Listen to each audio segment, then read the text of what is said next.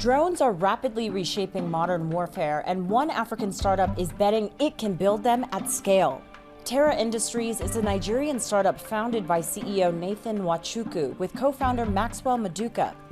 Backed by $34 million in seed funding from investors including Palantir's Joe Lonsdale and Lux Capital, the company is developing both drones and the systems designed to counter them. The kind of war that Africa is fighting, and to be honest, the kind of war that most of the emerging markets are fighting, is an asymmetric warfare against terrorism.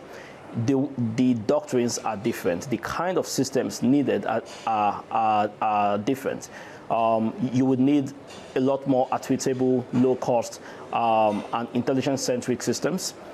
You also need systems that can survive the very harsh terrain, especially of Africa, which a lot of the systems from the West are not built for. Now, the company is expanding beyond Nigeria, opening its first international factory in Accra, Ghana's capital city.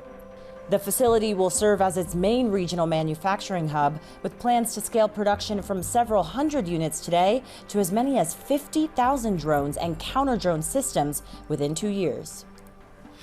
Nowhere has the effectiveness of battlefield drones been more apparent than the war in Ukraine, but they also have become a critical part of conflicts across West Africa. Analysts say this marks a shift from traditional tactics to more advanced forms of warfare, and part of that shift is being driven by access to cheap, widely available technology.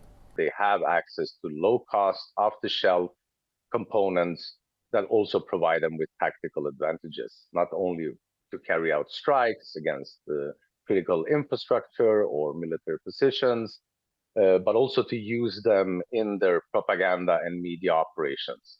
According to ACLED, a conflict monitoring group that tracks violence across Africa, the continent now accounts for the majority of Islamic State-linked activity, with more than 2/3 recorded there in the first half of 2025. Encountering these attacks is becoming more complex. You need jammers, radars, and more advanced equipment, and it is somewhat costly in comparison to the low cost that these components or technologies are being used in the hands of non-state-owned groups. That's where companies like Terra Industries sees an opportunity. The company says it has already tested some of these systems with governments across West Africa. We are building out a regional network of factories across the continent. We are also starting to work with other emerging markets, like in Latin America and Saudi and the Middle East, because essentially this sort of threats that we are facing here has become very transferable across the emerging markets. For Terra Industries, the next challenge is scaling. The company says it plans to raise a larger funding round in the coming months as it expands manufacturing across Africa and other emerging markets.